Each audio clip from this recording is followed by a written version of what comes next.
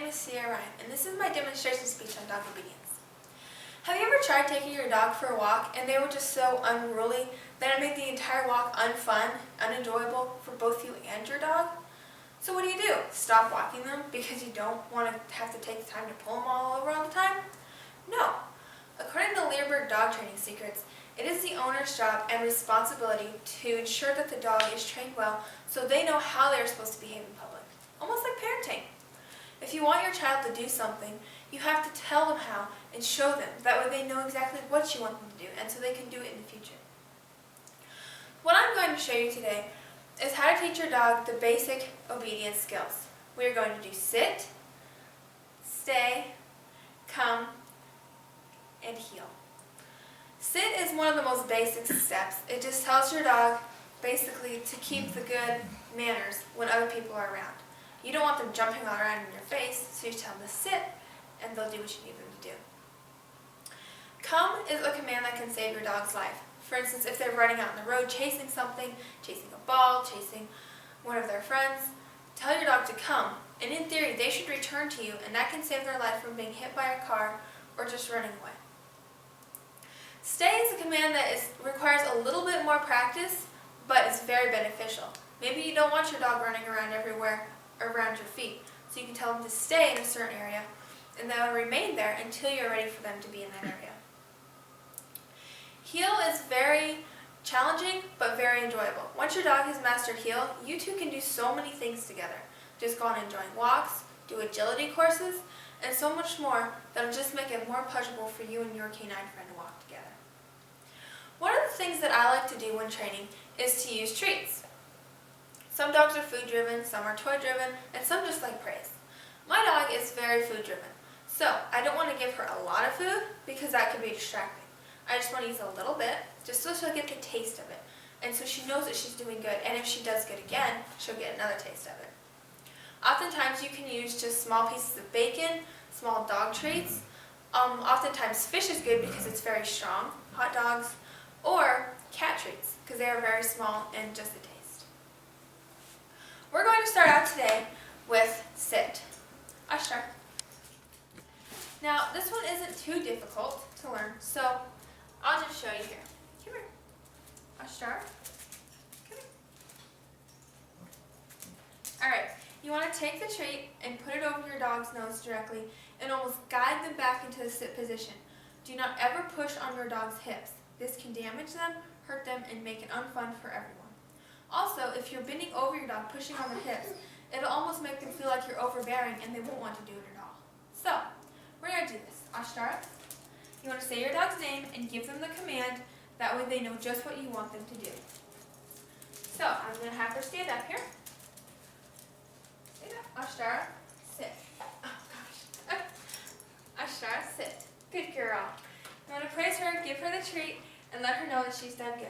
Tell them, good sit, so they know specifically what you're praising them for. We'll do it again.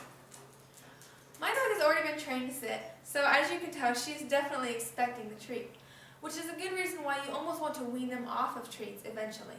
Because when they're always expecting treats, they're going to be so focused on what you're going to give them that they're not even going to pay attention to what you want them to do. And then it just becomes almost unruly. So we'll try this again. Ashtara, sit. Good girl. Good sit. That was much better. You want to keep your animals in a calm environment while you're training them so they don't become excited and start jumping everywhere. Alright, next we're going to do stay. This requires just to put your dog in a sit position. Ashtara, sit. Good girl. Now, when you want your dog to stay, you always want to keep them on your left side. I guess in general, anytime you're handling your dog, you want them on your left side. This helps just to keep them better organized and yourself, and so you always have an awareness of your surroundings. Since I want her to stay, I'm going to exaggerate leaving with my right leg. It's the farthest away from her, and she knows that she does not need to follow my leg. When I want her to heel, I will exaggerate leaving with my left leg so she knows to follow. So, just for now, I'm going to call her name, and I'm just going to step right in front of her. Tell her the command. Ashtara, stay. I'm just going to step right in front of her. She should not move or follow me. Now I'm going to return around her, and I do not want her to get up and move. Since I've returned and she has not moved, I will now praise her. Good girl. Good stay. Alright. Next what I'm going to do is I'm just going to go to the end of my leash. Ashara, stay. It is a good idea to use hand signals. That way, in case your dog becomes hard at hearing, anything like that, you still have your hand signals. Maybe you don't always want to use your voice. As long as she knows what I want her to do. Now I return to her.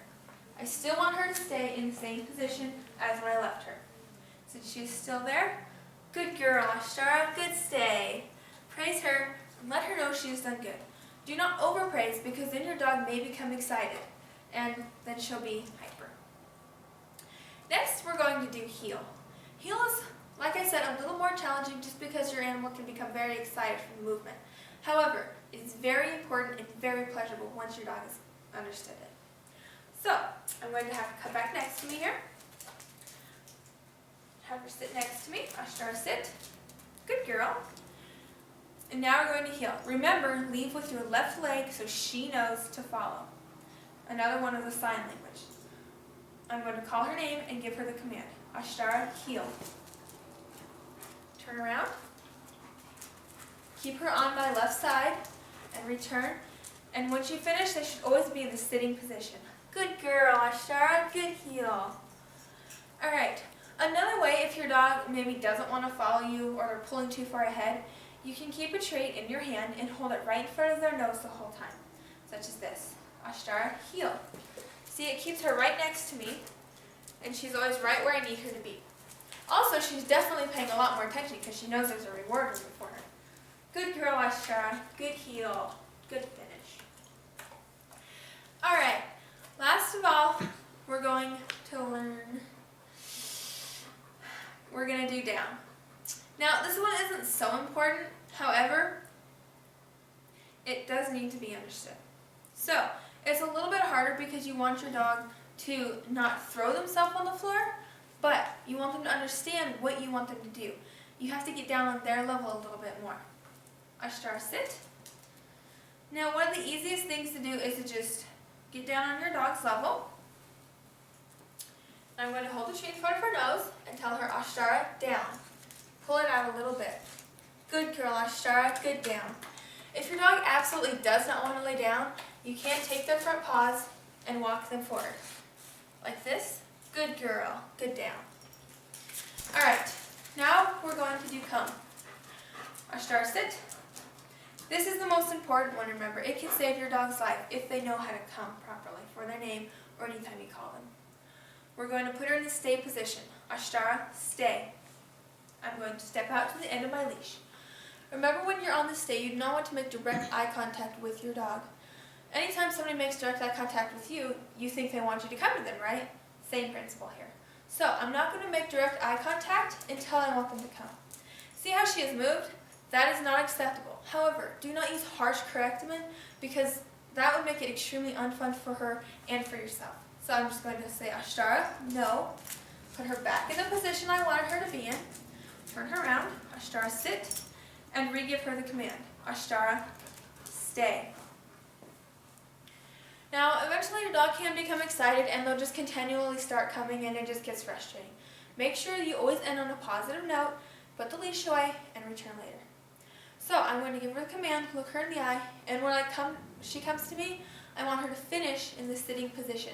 Just as good manners, I don't want her standing. If she's standing, she will not receive the treat. Ashtara, come. Good girl, Ashtara. Good come. Alright, we'll do that one more time just to demonstrate. Ashtara, heel. Ashtara, sit. Good girl. Ashtara, stay. Now you can teach your dog in different languages. I prefer English or German. No. She's moved again. No harsh correctment. Just put her back in the spot where she needs to be. Ashtara, sit. Stay. I'm going to leave my right leg. Spot's at the end of my leash. Look at her. Ashtara, come.